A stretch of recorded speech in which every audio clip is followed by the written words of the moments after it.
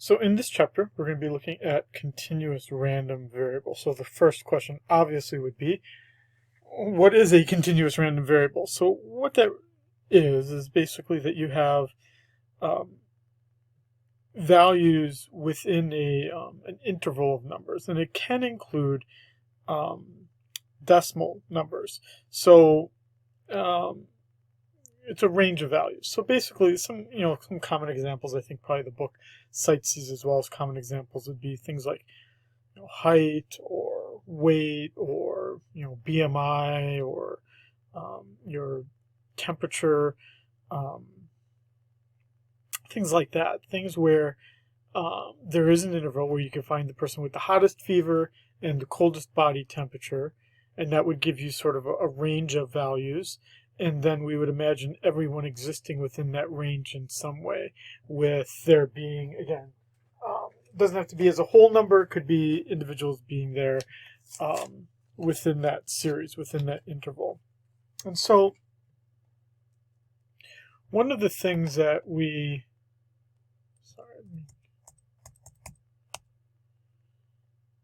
of the things that we want to do is we want to look at the distribution of those values over that interval. So we're going to get a probability distribution from that.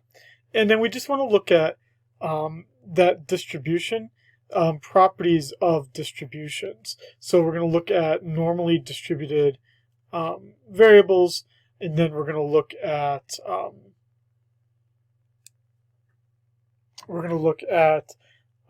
the standard normal table to be able to calculate these probabilities. So we're going to be focusing our time on these continuous random variables and look at how they impact our the probabilities that we assign to it.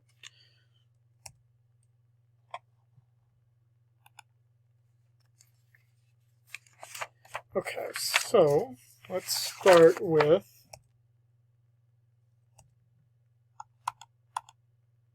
here. So again, here's our definition of what it is. I've already said this, but basically a random variable can be called continuous if all the possible values are basically in an interval with decimals included.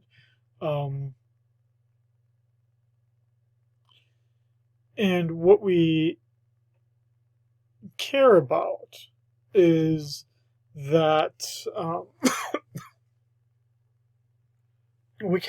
that probability that it's going to occur in that interval, not the fact so much that it's in that interval itself.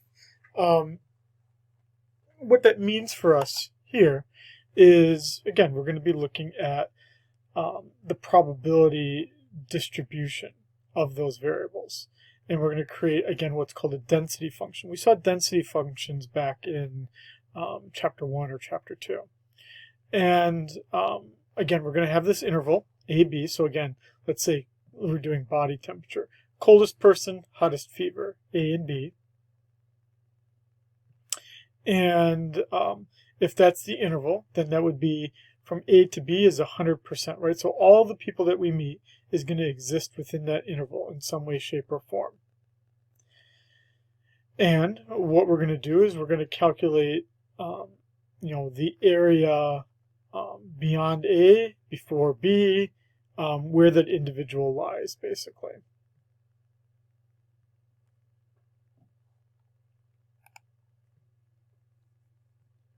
So the area under this entire function is 1, from A to B, basically from the one tail to the other tail is 1. Now what we're saying here, and they're making your life a little bit more difficult because they're using the same AB here that we were using over here. Let's not make our life too difficult here. If here's the key thing.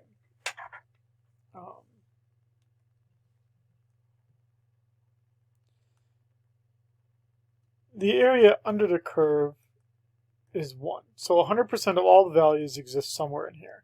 But the reason why continuous random variables are useful for us is that we want to find, for instance, I don't know, let's just make some temperature ranges here. 88 degrees. I don't know, I think at that point the person's probably dead. Let's do the other side. 108 degrees. Again, person's probably dead. Okay, so everyone exists here because they either died or they died on the other side. But, right, we know something of the fact that I don't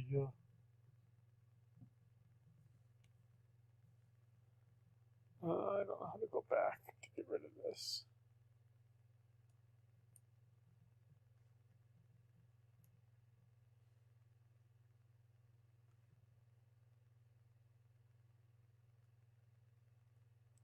But we could say something like this. Maybe a person has a normal temperature if their temperature is between 98 degrees and 101 degrees. Anywhere between those two ranges, we would say the person is healthy and doesn't have a fever. Let's just assume. So one of the statistical questions we could ask is, when we're taking the temperature of people coming into our office buildings or schools and we take their temperatures, what's the probability that someone's going to have a normal temperature, let's say between 98 and 101 degrees? Well, we could calculate that here. At least conceptually, we can see that we would calculate that here.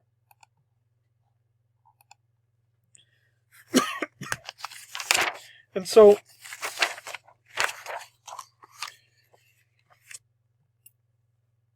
what we can say here, again, is if we want to find any value so x is our continuous random variable. The specific person shows up, we take their temperature. So that person's temperature is x, right? So x being in that normal range, let's say of 99 degrees to 101 degrees or 98 degrees to 101 degrees, what's the probability that it exists in that range? That it's, in this case, greater than a less than b. That's also equal to the probability of greater or equal to x greater or equal to a less than b, and it just existing in between without including those variables. What is this saying? It's saying that the probability of any specific value, right? I show up, they take my temperature, it's 99 degrees. There is no probability for a single value. So a single value doesn't matter. Continuous random variables, we actually do rely heavily on that area, on that range. And all this is saying is that whether you include A or B, or neither, which is basically what all these others are, that probability is the same. So any one value in a range is infinitesimally small. It's zero of any precise value. And you can do any number of you can have any number of distribution types. So here we just have a uniform distribution. This would be kind of what we call a binary condition. The person is either pregnant or not, right? This would be a great example of that, right? Is that they are either not pregnant or pregnant, right? Value 1. There is no other option. You can't be not pregnant, or you can't be really pregnant. You're either pregnant or you're not. Any value, specific value, has a value of 0, but we would be able to find the area. In this case, finding the area under here is the area of 1, and that's just saying that the test will come out either positive or negative. The uniform distribution isn't as important as looking at the normal distribution, which is really where we spend our time. So typically what we see here is a normal distribution. And this is kind of the classic bell curve. When you see a continuous random variable in a bell curve, essentially what that means is that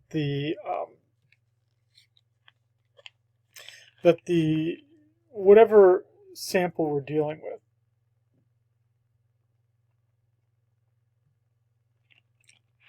That the mean and the standard deviation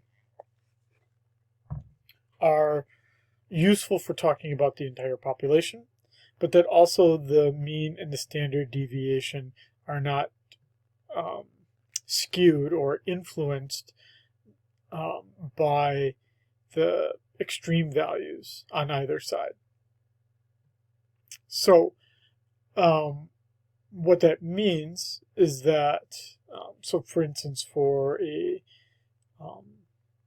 exam in a class, right? We've obviously got smart kids in the class. We've got dumb kids in the class. Well, you don't want the dumb kids in the class, well, I wouldn't want the dumb kids in the class creating an extra large curve, nor would you want the really, really smart kids in the class destroying the possibility of a curve when almost everyone failed. So, sorry.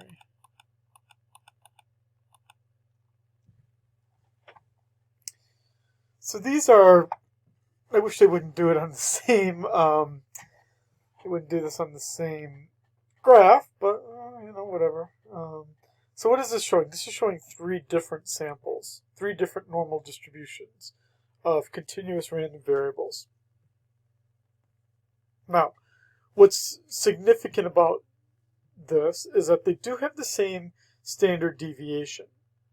The standard deviation is telling us about the dispersal or the deviation or our differences from the mean. And you can see that they basically, what does that mean that they have the same standard deviation? It just basically means they have the same shape. They're all hump-shaped. And the dispersal or the width of these humps is about the same. But what's different is the mean. So here, all of the variables, the continuous random variables in this interval, have a mean of -2. But the standard deviation is roughly the same as the sample for the interval in the blue, and roughly the same for the interval in the green. The only difference in these 3 intervals is the mean value.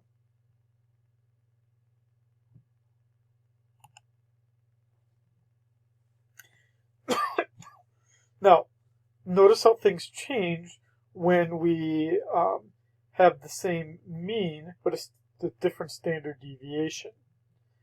So these 3 samples all have the same mean of, let's see here. These all have the same mean. We actually don't know what the value is. That's inconvenient. But we do have 3 different standard deviations. You can see that the smaller the standard deviation, as in the case of the red, then they're more tightly wound, they're more tightly bound to the mean. And where the standard deviation is larger, the scores are more dispersed, spread out farther.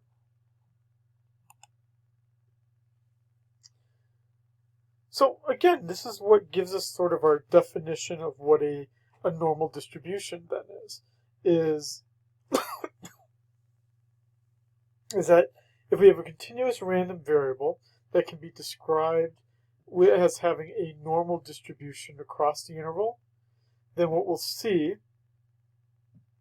is that we're able to calculate a mean and a standard deviation, and that we can then describe with a normal distribution, we'll have a pretty good idea of how to calculate the probability of a range of values across that interval once we have a normal distribution.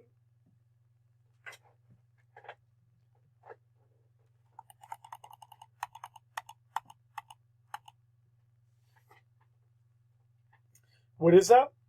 So here's our mean score, but when we have a normal distribution, then what we see is that we're going to try to describe the intervals as being 1, 2, or 3 standard deviations away from the mean. and we can calculate the probability of those things happening. So we typically try to describe we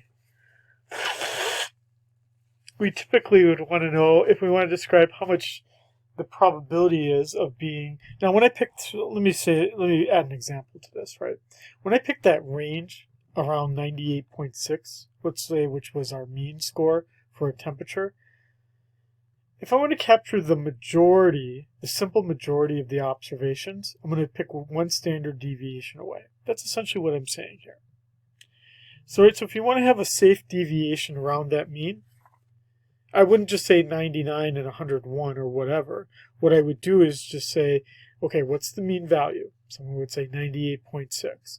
Okay, and then I would say, okay, what's the standard deviation? Maybe they would say 2.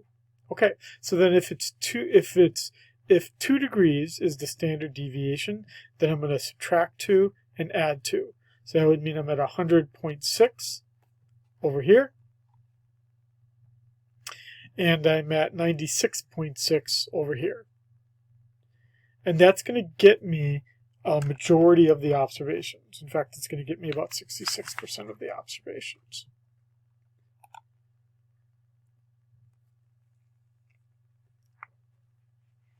Now, we can use our back of the book to calculate the z-score. So our z-score, and I'll show you how to look at this, but our z-score is what we're going to use to calculate our probabilities of existing within a range. So let's talk about how one does that.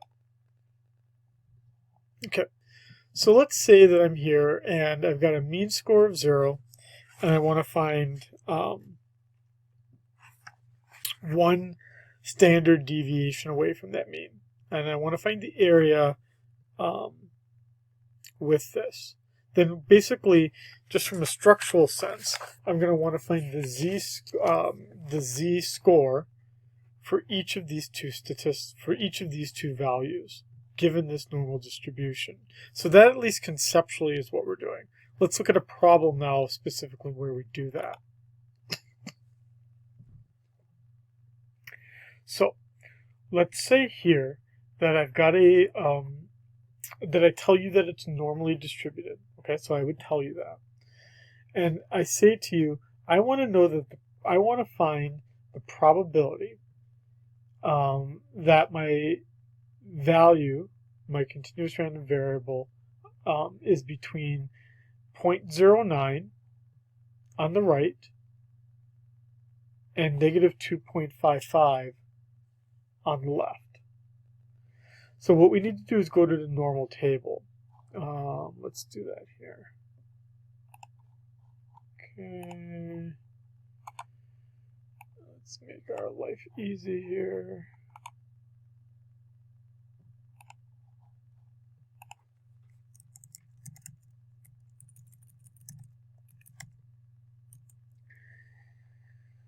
Log into your book.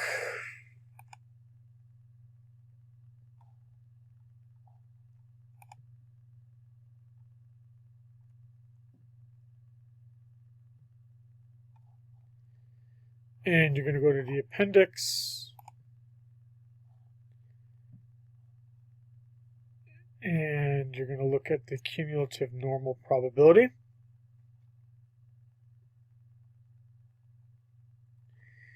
And let's go back to our problem here.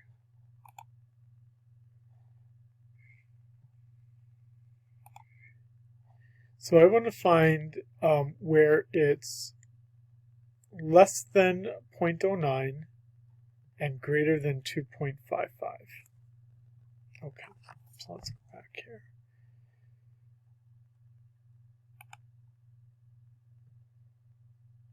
So negative 2.55, so negative 2.5, and then this is our hundredths place, 5,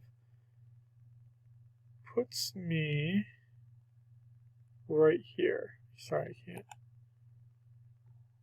Right here. Let's do this.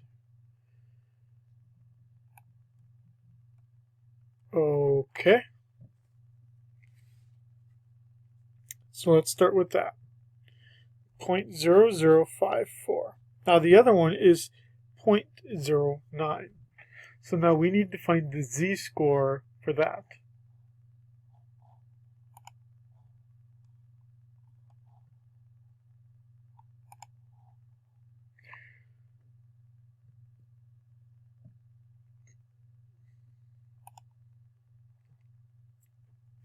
.09 would be 0.09, and that's 5359. Right, zooming in here. That's right here. Okay, so now I've got my two z-scores. In other words, that's how we got the z statistics right here. There was my 0.54. Here was my 5. I'm sorry. Here's my 5.39. And all that we need to do to find that area is subtract the two, right? Because it's just a simple subtraction of taking this one and subtracting out this one. So 0.539 minus 0.0054 gives me 0.5305. And that would be our probability of being in that area.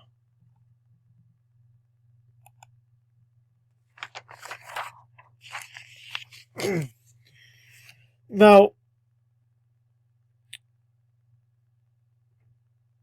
sometimes we don't have as much information as we want. And so sometimes what we need to do is we need to calculate those values. Right? We're not going to be always given, as we are here, the values of the negative 2.55 and the 0.09. So what do you do then? Well, then what we need to do is we need to find the extent to which each of these values, A and B, deviate from the mean. And then we're going to divide the way in which they deviate from the mean by the standard deviation. So fortunately, all that we have to do, this is pretty simple to solve, because all that we need to do is just plug in the numbers and solve for it. And then once we have those values,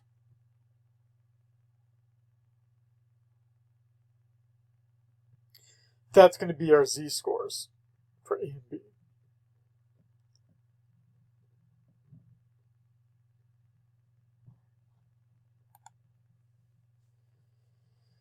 And so you can kind of see that, at least graphically, you can see that here.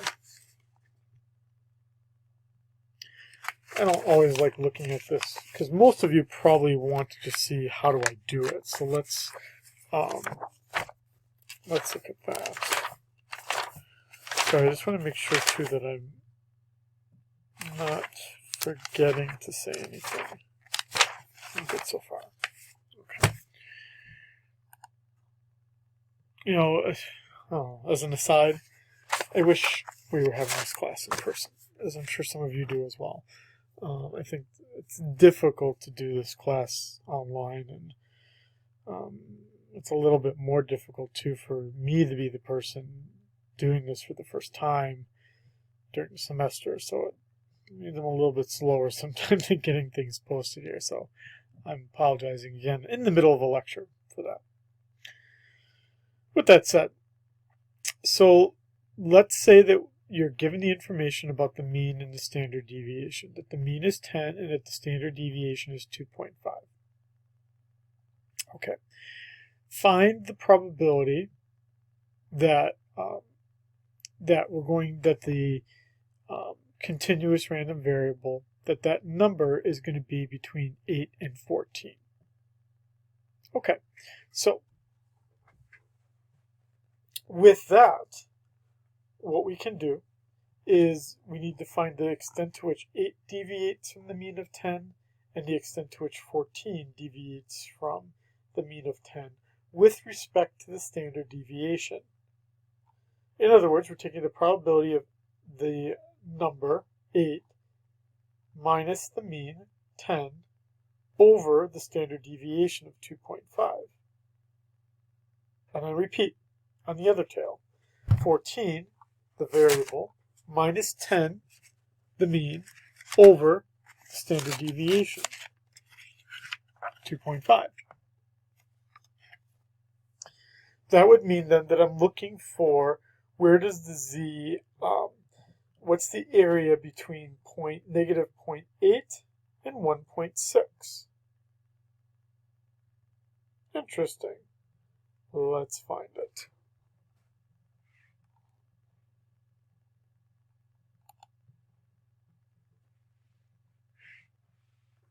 Okay, so from our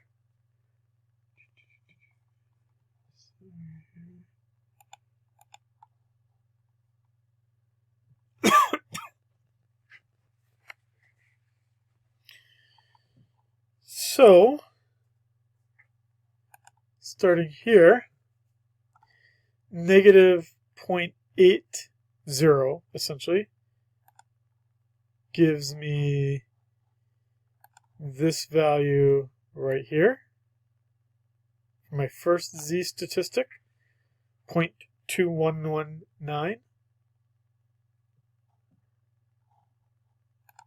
And then on the other side, we've got a value of 1.6, positive 1.6. So I'm going to go here, and we'll look for a z of 1.6. And that gets me 0.9452.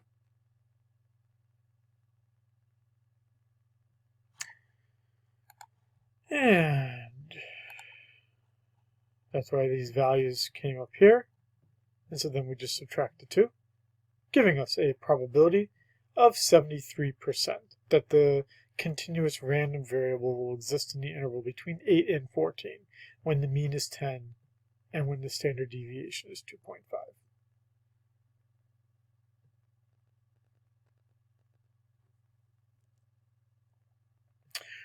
Which also, this example highlights the fact that, as I said, the majority of the observations, which is certainly in this case, is typically one standard deviation away from the mean. And the values of 8 and 14 are just a little bit less than one standard deviation away from that mean. So it does make sense, at least, that number, 73%. Now let's talk about the tails. So what becomes helpful for us with the tails when it's a normal distribution, sometimes we do want to know the probability of those extreme values. So there's obviously a left tail and there's a right tail. So we need to sometimes find the areas of those. Now, these aren't necessarily normally distributed here, but at least this gives you an idea of graphically what we're looking at. Left tail would be the extreme low end, right tail being the extreme high end of that interval. When we have a normal distribution, you see that the tails are a bit more, as it says in the second bullet point, a bit more symmetrical. Unfortunately, when we have a standard normal distribution, we can actually do some meaningful calculations of what is the area of each of those tails, which you can see here. So sometimes we want to say how many people have a temperature more than one standard deviation less than 98.6. So how many are like really cold-blooded, right? And then the other side of it would be how many have a temperature more than one standard deviation of the mean temperature, right? How many are really hot?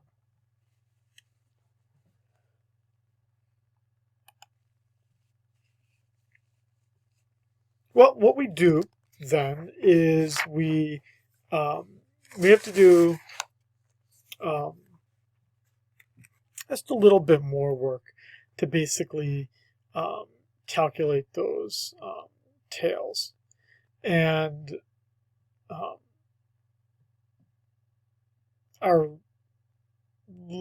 essentially what we're going to use is we'll end up using z-scores, especially when we have a normal distribution.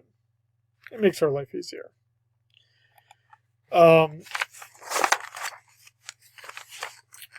The best, let's see here if we have an example of that. Because at this point that ends the chapter. I feel like they should have given you a question. Might be able to come up with something here.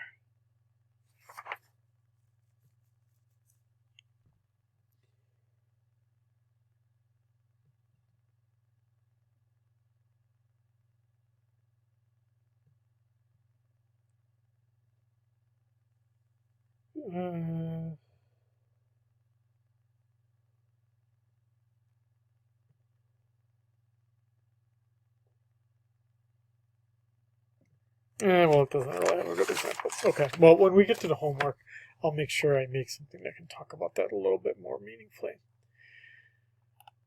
Okay, this wasn't hopefully too difficult of a chapter. This was really just kind of an extension of our areas of our functions with the continuous random variables and focusing a little bit more on the normal distributions.